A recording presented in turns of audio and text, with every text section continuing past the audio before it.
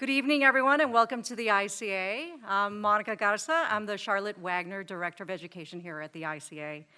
And I know a lot of people are still coming through, so I'll start off with the remarks, give a little bit more time for people to sit down. But I'm thrilled to present this evening's program, The Artist's Voice, with Rose B. Simpson, who's here in conversation with ICA's Associate Curator and Publications Manager, Jeff De Blois. This program, of course, was organized in conjunction with Rose's exhibition here at the ICA, which some of you may have already seen upstairs, but if you haven't, do not despair. The galleries will be open after the talk for another hour. So if you want to take a first look or even a second or third look, I encourage you to go upstairs to the fourth floor. Now, I'd like to share a little bit more on our speaker this evening. Rose is formally trained in studio art and writing from the Rhode Island School of Art and Design, the University of New Mexico, go Lobos, and the Institute of American Indian Arts in Santa Fe. Her work has been featured in solo exhibitions in venues such as the Wheelwright Museum in Santa Fe, the Nevada Art Museum, Pomona College Museum of Art, and of course, the ICA.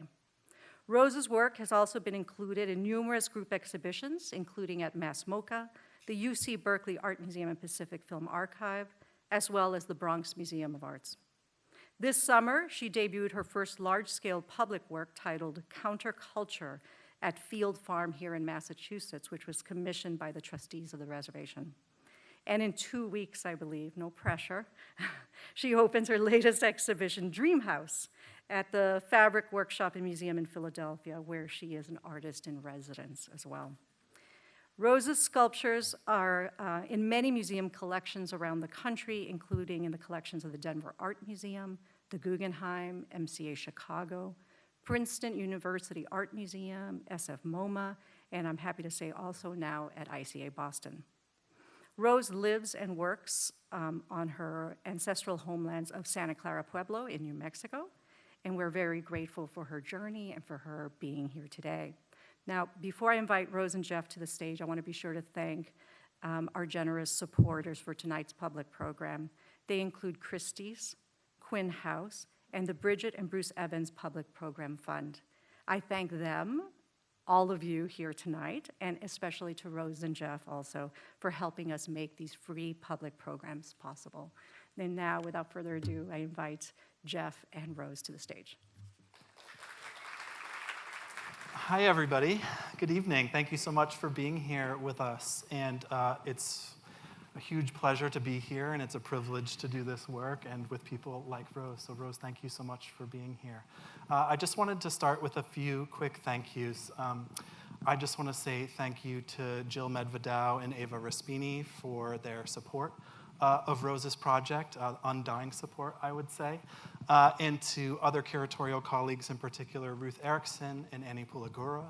And I just wanted to give a huge shout out to the crew that we work with, who are just one of the best crews in the business. So our registrar, Allison Hatcher, our preparators, Tim Obitz and Toru Nakanishi, who really did an amazing job helping me and Rose put this exhibition together and make it look as good as it does. So without further ado, I thought we could just kind of get right into it in thinking about, given the way that your work addresses the human condition and thinks about the different ways of addressing a full range of experiences related to the human condition. I wanted to start by talking first about clay. Clay is, of course, one of the oldest artistic materials and one that you have a really deep personal connection with, and one that has a really unique capacity to kind of express a full range of emotions and psychological states and other things related to the human condition. So I wanted to start by asking you about your personal relationship with clay and how you see it as uniquely suited to addressing the human condition. Thank you first for having me. Thank you everyone for coming. Thank you ancestors of this place who are still here watching us. You know, thank you for the guidance that we're always given. And that leads me directly to clay, right?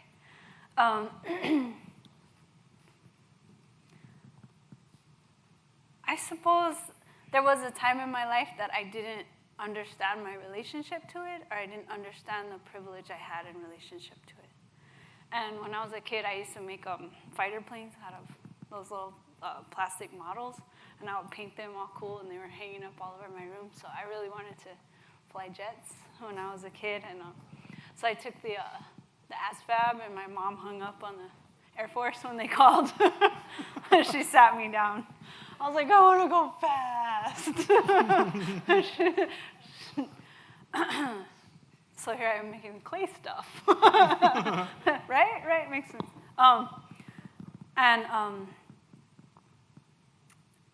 There's a smell in the Pueblo in the summer. When in the morning, when there's no wind, all the potters will fire their pots. And me and my brother, we used to get paid like 25 cents or 10 cents per trash bag, and we'd go down to the fields, and we'd get nice dry patties, cow patties, and we put them in the bags and ride them home on our bicycles along all the bumpy roads alongside the river and try and get our 25 cents. Because the pottery, to get that carbon reduction, is smothered in cow manure, right? And the smell of burning cow manure is actually really a beautiful smell. And so the relationship to clay isn't just, I think, ancestral in a certain way. It's tangible in so many levels, right? So it's like, I always thought about how familiar I am with how to find clay on the side of the, when you're driving down the road and you see a cut on the side of the road there, you can see the clay. Or when you're walking, you know if it's sandy or if it has clay in it. Those kinds of things that I take for granted. And I know like what kind of dirt is good for growing, what kind of dirt is good for mud bricks, what kind of dirt is good for plaster, and what kind of earth is good for making beings or pottery or nourishment. So I guess my long story is that it took me a long time to understand the privilege that I have about this, relationship to earth. And part of that is living in the Southwest. Because when I went to school here in the Northeast and in Providence, and I went looking for clay, I was like, scratch under some of this green stuff and sticks and layers of organic matter to see if something's under there. It took a while, And so I realized that relationship is also heuristic. It's based in place. I'm like scratching. You're good. Yeah, and so now I love metal. I like wood. I feel like materials have energy, right? I used to use a lot of leather, and I stopped using so much of it because every time that I would cut the leather, I could feel it in my skin. You know what I mean? And wood is the same way. Like every time I take a saw to a piece of wood, I'm like, I feel it. Like you can't undo this cut, this life that is in this, embedded in this. And there's something about clay that is still in its living form, and we're collaborating on its existence in that moment. So clay, commercial clay that I use comes from, raw materials that are sourced in different places and tricked across the country and then remixed there in Albuquerque. And I drive my car to Albuquerque. I have this joke with my friend. I go dig clay at the clay store in Albuquerque. And then I buy it in these plastic containers, plastic bags, and it's already wet. But it's still in this living mode, right? It's still alive. And even though it's been sort of formulated, it's still of this story. And then I take it home, and I open the bag, and I say hello, and I feel it. And I use different clays, right? I don't use as much colorants. I use different clays, and each clay body is called a clay body, right? And it has a different energy, a different, it's almost like the clay changes the way I build and what it becomes. Like these ones here that we're looking at are actually 4 different clay bodies put together. And you kind of they shrink at different speeds, and they shouldn't necessarily work together like that. And so to have them come together like that is actually really special. but then also these are going to go back to the earth eventually.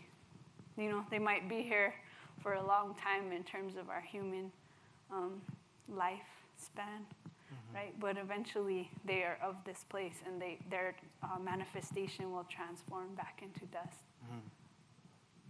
Does that answer your question? It does, yeah, in lots of different and unexpected ways, which I'm grateful for. And then, you know, it was really through talking with you a lot about ceramic sculpture that I feel like a lot of the kind of preconceived notions that I had about it were really upended, because the way that I thought about it was really framed by the kind of reception of ceramic sculpture, let's say like a particular reception, which kind of says that this rupture happened in the mid-20th century, and you had non-utilitarian forms on one hand, and that really just means abstract sculpture.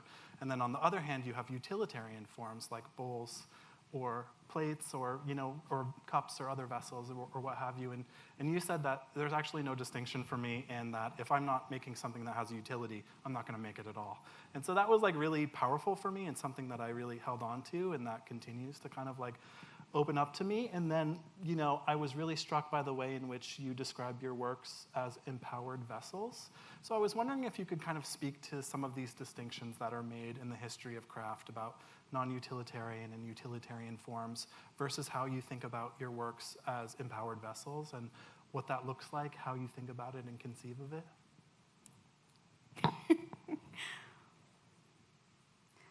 I've been thinking recently about this word, service. And I've been thinking about, I would say, like, class differences. And in the history, when we look in, like, art history, when we look at, like, utilitarian versus non-utilitarian, it's so based on class roles and privilege.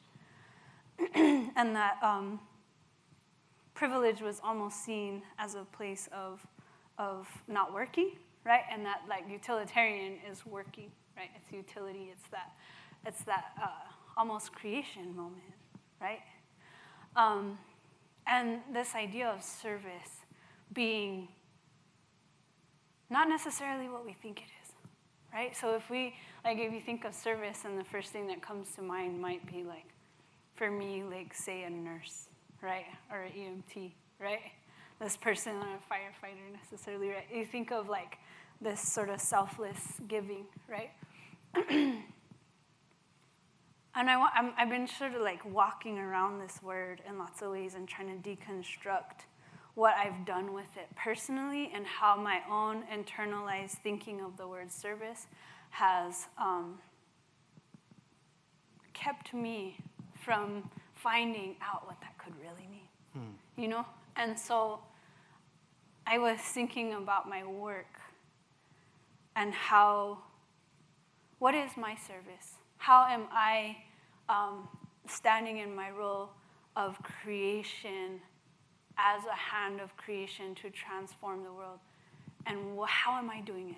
How am I doing that? And it doesn't have to necessarily, my way of doing that may not look like a nurse or EMT, and there's times when I'm incredibly caring and nurturing, and I've found new ways of doing that being a parent, And, but it's also what I'm asking these works to do.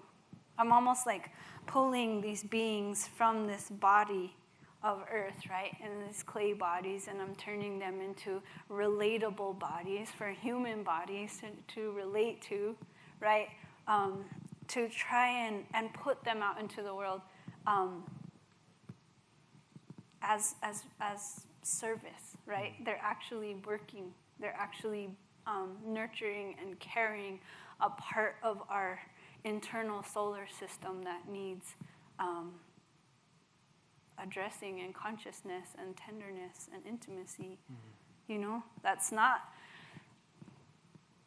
there's like this, I keep playing around with this feeling of like self-deprecation and regalness.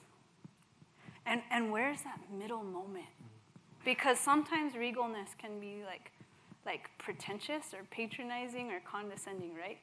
And self-deprecation tends to lose all its self-worth. right? And both of them don't feel healthy. So where is that beautiful moment in the middle that stands in its power and reflects a sense of heart that isn't necessarily what we've expected to see as heart? Does that make sense? Absolutely. And I think that's the utilitarian that I'm navigating or orbiting. Like, I'm trying to understand what that means in my life and how I can inhabit deeply that role by identifying that vulnerable place that has been difficult for me to find. Yeah. You know? Which everyone has to navigate in their own way. Right. In some way. I wanted to switch gears for a second and ask you about a kind of theme or an aesthetic that recurs throughout your work, which is sort of described as post-apocalyptic. Some of your figures look post-apocalyptic in particular, and it has to do with the way that they're adorned, things that they're wearing, tools that you've given them that are kind of like either objects of survival or kind of empowered objects otherwise. And so I wondered if you could speak to what the post-apocalyptic means for you and your work, and to just be able to tell us more about what it looks like in an individual sculpture, but more as a theme that you continue to return to, how you think about it. Okay.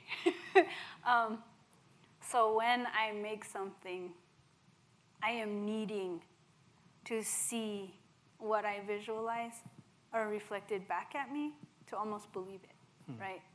So if there's something that I'm working through or dreaming for, I will create it and it will show me what I was needing to see, right? So it meets that, it satiates that thirst. And so like this piece here, directed north, or is it south? South. South. I think it's probably one of the most like post-apocalyptic beings that I've made in this vibe, right? And apocalypse to me initially is meant fear. And then on the other side of that fear, it was freedom. And again, here we have two sides of like fear and freedom. And I've always been frustrated by the limits of our contexts, be that cultural, be that social, be that even gender, be that so many of these boxes that we're holding our breath to fit in. And that like this deep prayer that it collapses and that it has collapsed. And if we are aware of these post-apocalyptic experiences we're already living in, that we know we can let it go. And on the other side, there's something amazing and powerful and empowering. And there's almost, the metaphor is like the apocalypse of every moment, right? Like it's ending and it's beginning. It's ending and it's beginning. It's ending and it's beginning, right? And when you like let go, when you can let go in that moment and face some of those crunchiest and gnarliest feelings of whatever that transformation and threshold is, and get to the other side like, you know? Yeah. And I think that relates to what I wanted to like sort of pull back and ask you even more to speak about is the role of adornment and ornamentation in your work more generally. I mean, right. You know, they're not just clay figures, right? They're wearing jewelry that you've made. Sometimes it's in metal, like this figure in the front. Oftentimes they're beaded necklaces made out of ceramic that you've made. They're tied with twine. There's lots of other ways that you adorn your figures. And so I wanted to ask you, you know, if you could talk about the sort of mark making that you do on the bodies, because that's a big part of it, right? Almost all of them are marked with a plus sign or an X that means direction and protection, respectively. So I wanted to just ask you, how important is the ornamentation of the figures and how you think about how they meet the world or how they meet the visitor?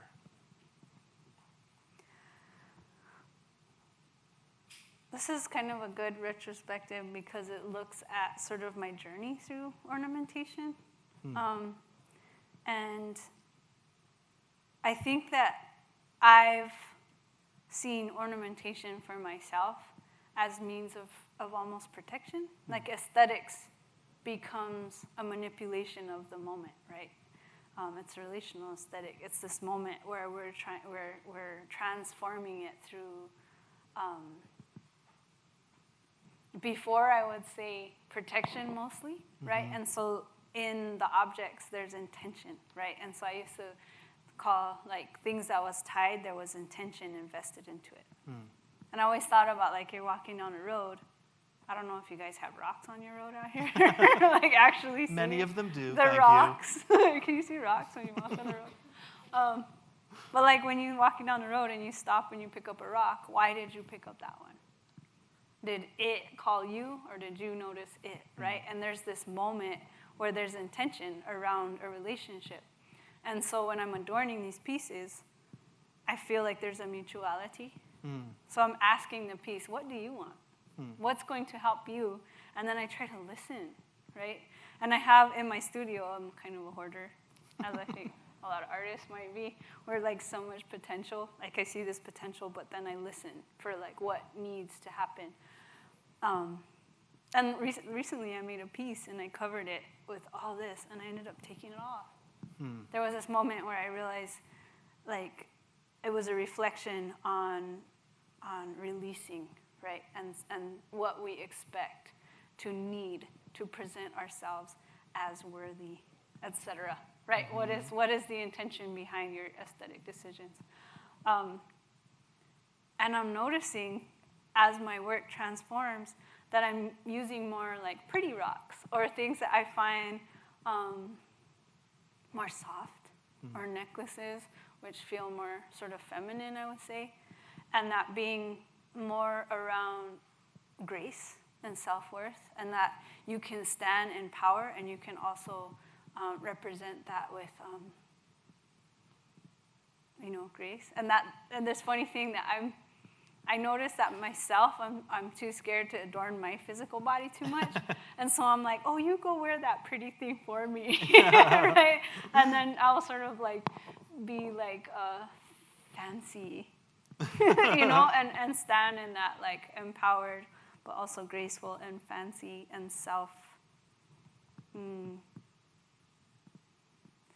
self-love, right? Yeah, like self-contained in that sense of beauty or something like that. Right, and maybe the more I make that, the more I'll be able to find that in myself.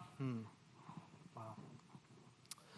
So from early days when we started working on this exhibition, I kind of always knew that I wanted this work that you see here in this image standing on a metal pedestal, a cut metal pedestal, to be the kind of gravitational center of the exhibition is how I've been thinking about it all along. And so this is a work from 2019 called Genesis Squared.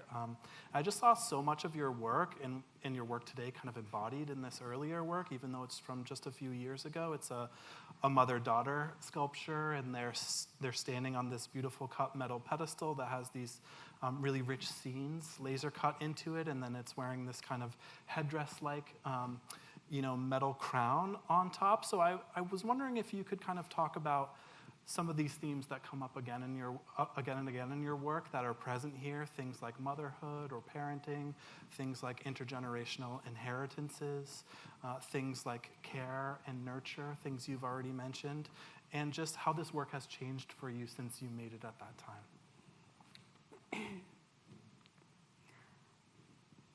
There's so much in it, right? It's also a rare gendered piece. Yeah. And like I often say, if it's not an important part of it, I don't necessarily include it. But because this piece was very much about my own relationship to becoming a mother, you know, and inheriting all kinds of ancestral trauma, which is what's represented in the cutouts on the base, is this kind of like turmoil, in a sense. The foundation is turmoil. Or has been, and how do I transform that, right? And so there's these layers in the piece where there's like turmoil base, and then the clay figure is looking for, looking ahead for a transformation in that story, and the headdress, the tablita on the head, is representing that transformation. And it's also, responsibility. In that moment, you realize, I can't be a victim anymore. I have to change this, and I have to figure that out right now on my own to change this story and to change this truth, and to, do my best, the best that I can do to transform that narrative. And, it's in service to that consciousness and that part we all play. Yeah. Where the decisions we make every day, change our reality, change what's true anymore. Yeah, and there's a certain way in which you have to do that work every day, right? It's like that same sort of consciousness of the past remaining present, that you have to do as a parent with projecting yourself into the future, this sort of prayer for a perfect parenting, as you describe it, that it's work that you do every day, certainly. And this work that you see here is one of the 3 new works that you made for the exhibition. This one is called Legacy. It's actually the work that also gives the exhibition its title. And so I wanted to, sort of building off of what you said with Genesis Squared, we intentionally put them next to one another because I think this really illustrates a pretty clear development in your thinking about, motherhood or parenthood as a subject. And so can you talk to us a little bit about, and I'll go back to it really fast, a little bit more about this work and how it shows this sort of trajectory from the earlier work we were just talking about? Yeah. My kid is now 5, and she is her own thing. She is her own thing. And this piece is about that, human becoming itself, and watching that and being like, wow, you are a spectacular thing that is entirely different from me, and yet very similar in all the most frustrating ways. And yet, as this being becomes aware of herself, my self-awareness you're on all the time because you're being watched, and your decisions are being mimicked and taken as reality. You're creating this reality and this truth for this human being. And I think it's also a metaphor for, the larger picture where we are accountable all the time to, supernatural entities, and we forget, right? And being a parent, you begin to remember oh man, you don't have a whatever, not today. I give up today. I'm going to be rotten. But there's a lot of forgiveness in it too, and trying to do our best, and being the whole idea of slab, which was how I made that piece, where I throw the clay where it's really thin, and then I build with it that way, and building with it that way shows the process, and it also isn't perfect. Yeah. Right? It is, you are your process shown, demonstrated, and it's beautiful, right? And it's accepted. And if you can stand in this hey kid, I'm complicated, and I come from some frustrating places, and some days I'm gonna be, cool, and other days I'm gonna be in my complexity, right? And if I can show you, child, that I love myself, or I can love myself through those really, I don't even want to call them ugly moments, but the times where I might be challenged. Maybe this child can also love herself through that in herself, right? And that she's always building herself, and hopefully we can demonstrate that is an ever-evolving process, and it's not so simple. Yeah, and I mean, the slab works in particular, I just find them to have just there's just an incredible vulnerability to them. Not only are they vulnerable objects, right? They're fragile, they have to be handled with a great amount of care, but they also have this kind of watchful vulnerability about it, and that has to do with the way that you use those really thin pieces of clay and you build them up patchwork, and they, I think they have just such an amazing vulnerability to them, and that's one of the things that I think you can do with clay, right, is to create, in figurative sculptures in particular, something that speaks really clearly to the human condition is that we sort of hold this fragility in all of our bodies, whether we're aware of it at every given moment of the day or not is irrelevant. It's just part of who we are, no matter who we are. And so that speaks to anyone's experience who inhabits a body in a way, and that's what I think is something that's so beautiful, that there's this kind of fragility about being alive that is also alive in your works as well. And that's just one of 3 new works you made for the show. So I wonder if you could just talk a little bit about how you conceived of making these new works for the show. What were some of the things that you were thinking about? To what extent were you responding to works that we had already chosen together and that we kind of like had in our minds would be in the exhibition? How did you conceive of making these new works? It's an honor to be here, and it's an honor to fill this space, and it's a really transformational moment to be asked to be here, to say we have a space this big for you to fill, right?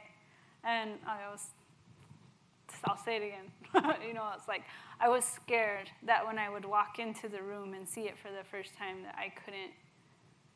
that my whatever space in my soul that was there for this kind of thing, it wouldn't fit, and I would like fall apart in the corner crying, right? Like, can I see it? Can I be there? Can I feel it? Can I accept it? Can I be okay with it, right? And can it fit inside me? And so I understand the weight of this potential, right? Of this opportunity, right?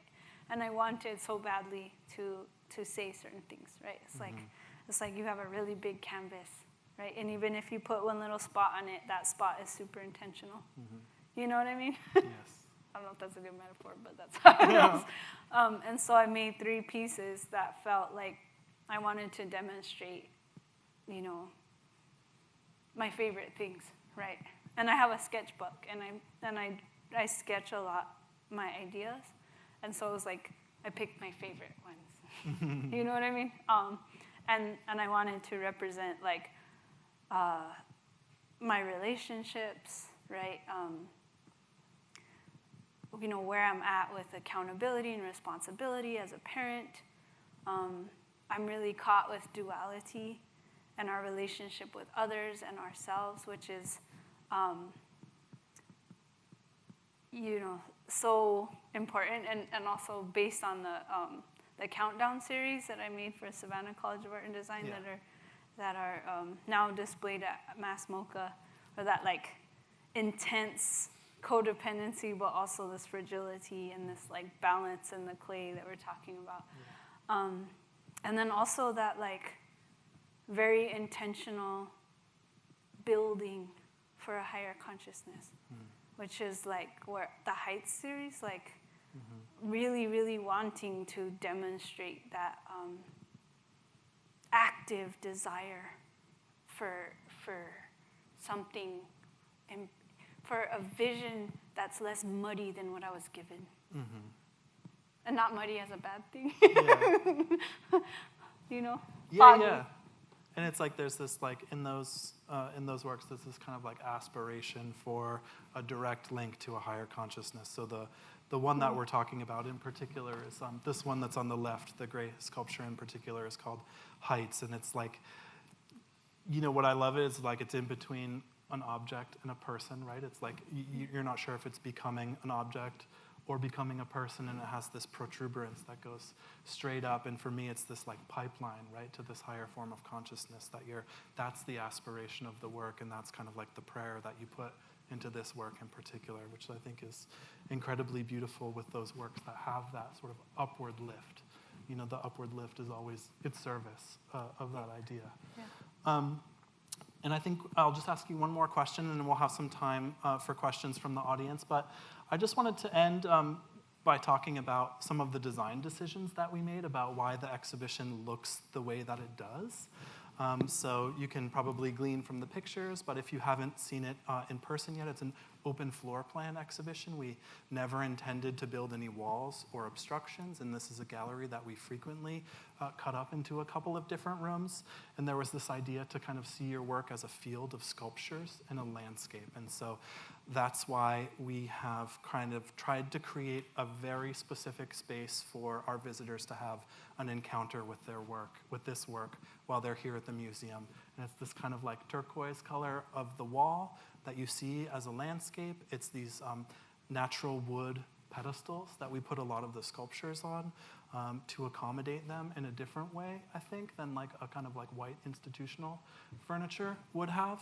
And then there's this lighting, so we lit the interior of the space, but not the walls, such that we wanted people to be kind of drawn into a kind of communion with these objects. And so I wondered if you could talk a little bit more, and maybe you can share the anecdote that you told me today about what your teacher said, what your first ceramics college teacher said, and to think about like, what does it mean to create a very specific space for people to encounter your work?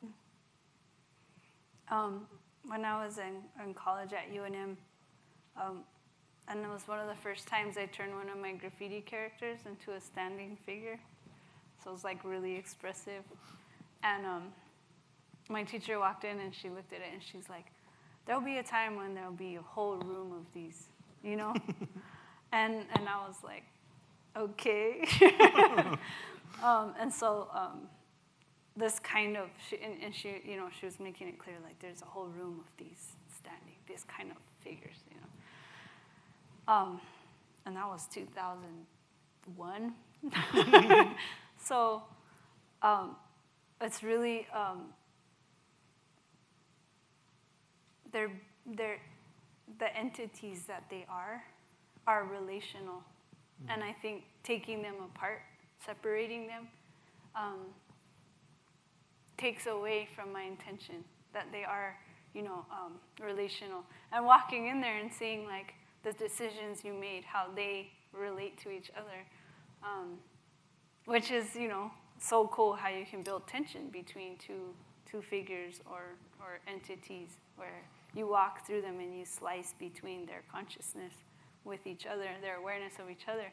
And that's another amazing moment where you give life to inanimate things and you're aware and conscious of the life that inanimate things might have, right? Mm-hmm. There's so many dimensions to it, you know what I mean? And I think, we could go on and on about the dimensions. Pick your favorite. Pick my favorite dimension.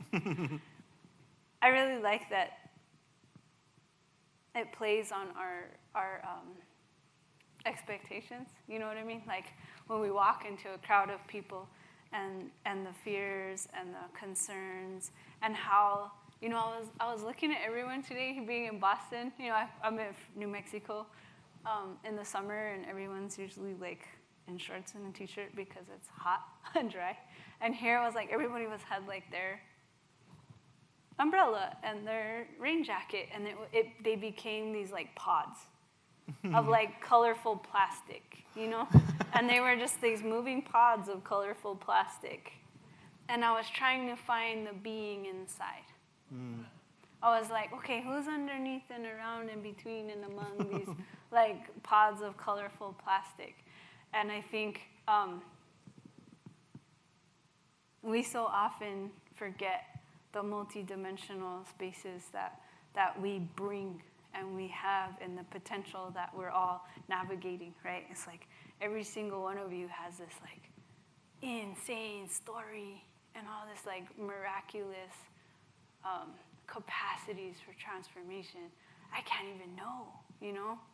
And like walking into a room like this, and they're just different enough that they like shift you like a little bit to the side, one side or the other, and you start like seeing things differently, right? Yeah.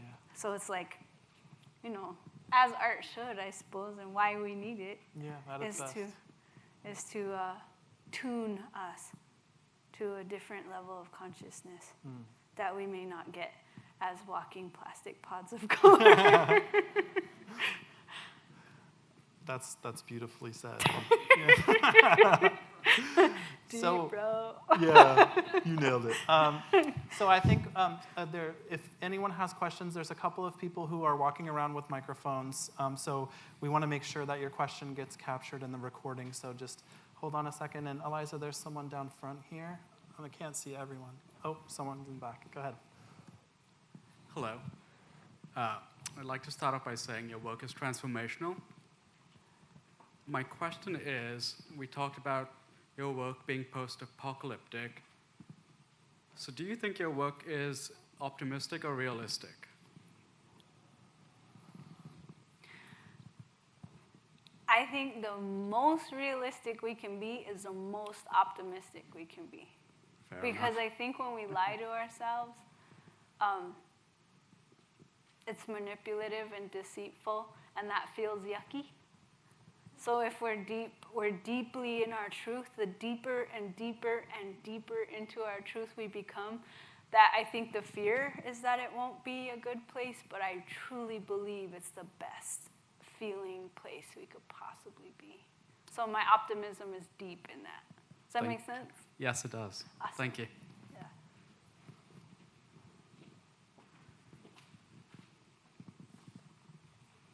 She had her hand up first.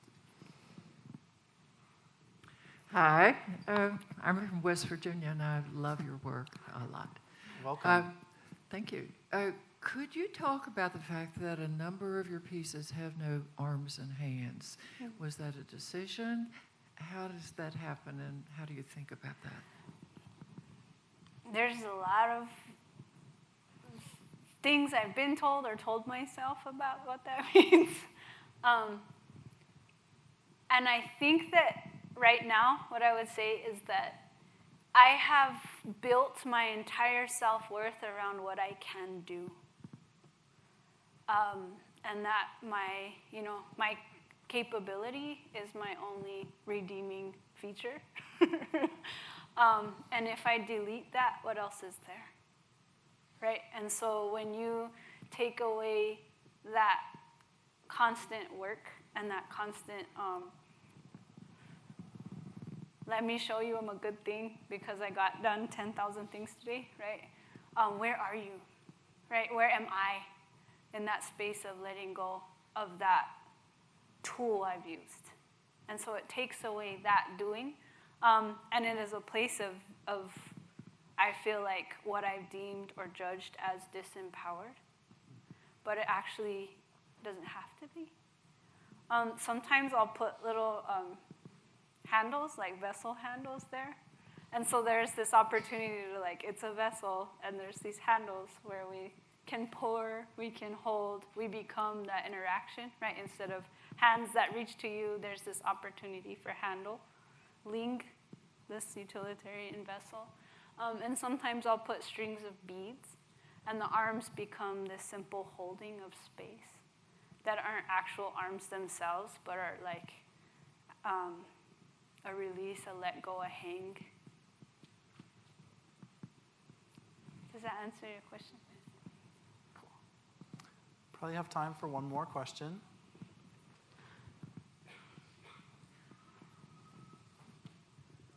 I don't know if you want me, you want me. This piece actually right here, I loved hearing your inspiration on it. It was really beautiful.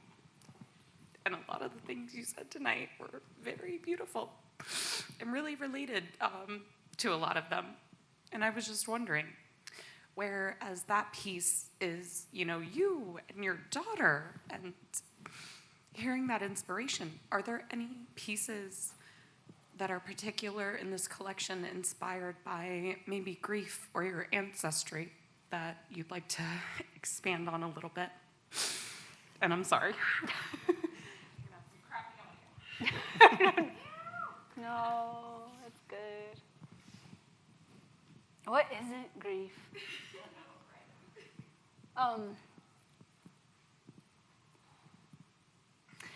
So I'll tell a short story.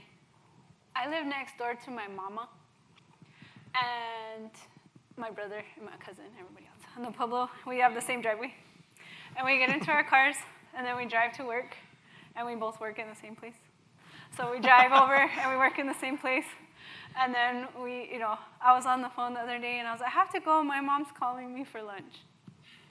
And I'm a grown up. Last I checked. And she's very important to me. And my mom does these things where she teaches these classes on rafting in southern Utah, where they dig clay on the side of the river and they fire their little clay things and they rafting down the river. And so for a week every year, my mom goes offline. No phone calls, nothing, right? And I'm used to it, right? So every year, Mama disappears for a week, right? And she left this year, and I had a dream where someone was saying, get it together. There's people waiting for you. You have to go do this thing. And I sat there and I said, I want my mama. And I woke up with this, and I was sobbing so hard. I woke up my daughter, and she's like, are you okay? And I said, I need a hug, And we're like holding each other, and she says, I love you, and I says, I love you. And I went into the studio, and I made a piece, because I needed to really badly, of a being holding another small being, saying, I need you. And it's multi-layered. The baby needs the mom, and the mom needs the baby. We need each other. And I realized it's me. I need that little me. That I'm not saying my relationship to my mom isn't important, but I'm needing to be cared for, and it's me that needs to care for that little me. And this is actually me and me. And the one leaning on each other is also me and me. And the legacy is also me and me. And if I can't hold that being that is me and say, I need you, scared little girl, who's always been, struggling, I got you, this time I got you. And so, the grief is that there's millions of these little kids that are inside us all, that need their mama, that need our grown-up selves to say, I got you, and I need you. I'm here for you. What do you see? What do you smell? What do you need? Can I hold you? Do you need to rest? Do you need food? And we're parents, so you go, you need a nap, you need food, you need potty, right? And it's that simple. It's like, where did we get forgotten? Where did we get our needs not met so that we continue?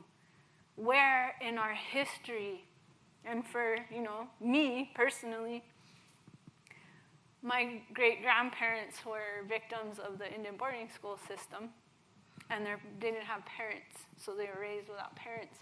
And so by the time they had 9 kids, they would just leave them. And my grandma was so malnourished, her eyeballs were deformed, and she got hit by a car, and she couldn't even see it coming.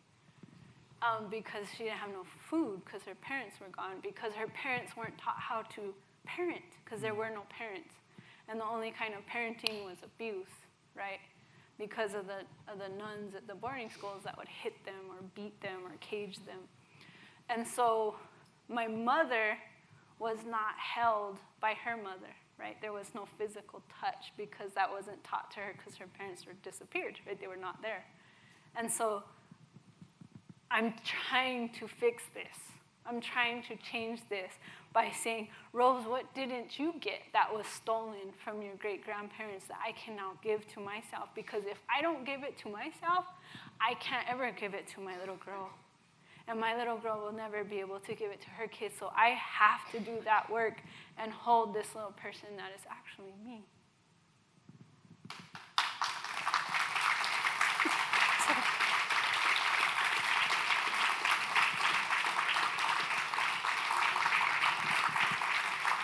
Well, just in closing, thank you so much, everyone, for coming. Rose, thanks for just so many beautiful thoughts that I think so many of us will take away with us, and thanks for your great generosity and your work in the galleries, which is just as beautiful. as I hoped it would be, as is our relationship with one another too has grown to be that also. So thank you so much, everyone, for coming. If you haven't seen the show, the galleries are open. Please go upstairs.